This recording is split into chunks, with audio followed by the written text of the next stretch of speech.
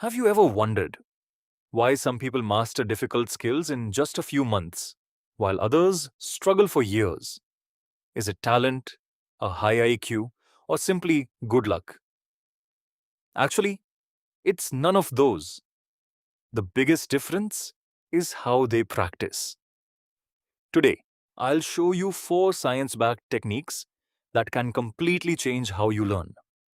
Let's begin. Most people don't actually learn, they just consume information. They reread notes, highlight textbooks, watch endless tutorials, and somehow it feels like progress. But here's the problem: your brain mistakes familiarity for understanding. Psychologists call this the fluency illusion. Just because you've seen something before doesn't mean you've learned it. Real learning begins the moment your brain struggles to remember something on its own. That struggle isn't failure, it's growth. Imagine trying to eat an entire pizza in one bite. Impossible. Yet, that's exactly how most people try to learn. Instead, break every skill into small pieces. Don't learn programming, learn variables, then loops, then functions. Don't learn guitar, learn chords, rhythm, finger movement, one step at a time. Your brain loves patterns. Small pieces are easier to understand and easier to remember. Then ask yourself, which 20% of this skill will give me 80% of the results? Master that first. Everything else becomes easier. Here's something surprising. Doing what you're already good at doesn't make you much better. Real improvement happens when you're challenged, not overwhelmed, just challenged. Scientists call this the zone of desirable difficulty. If you never make mistakes, you're probably not learning. If everything feels impossible, you're pushing too far. The sweet spot is somewhere in between. Every mistake gives your brain feedback. And with focused repetition, your neural pathways become faster, stronger, and more efficient. That's why experts make difficult things look effortless. One more thing: always get feedback. A musician uses a metronome. A programmer checks compiler errors. A student compares answers. Practice doesn't make perfect, correct practice does.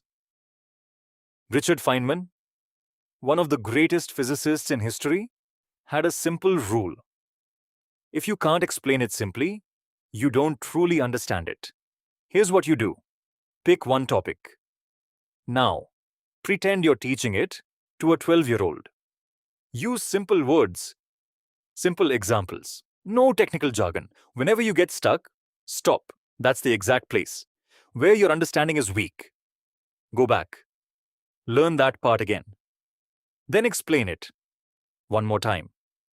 Reading creates recognition. Teaching creates understanding. Here's something incredible. Learning doesn't stop when you close the book. It continues while you're asleep. During deep sleep, your brain strengthens the connections you built during the day. Scientists call this memory consolidation. That's why a good night's sleep often makes yesterday's lesson feel easier today. There's another trick. Study for 30 minutes every day, not 4 hours, once a week. Short sessions beat marathon sessions almost every time. Consistency always wins. So let's recap. Break big skills into smaller pieces. Practice where you struggle. Teach what you've learned.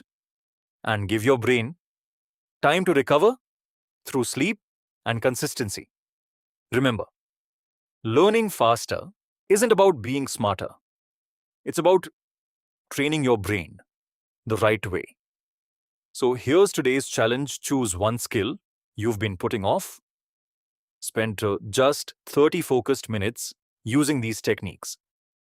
Then come back and tell me what you're learning. If you enjoyed this video, consider subscribing, because every week we explore the science behind becoming better. Thanks for watching. I'll see you in the next one.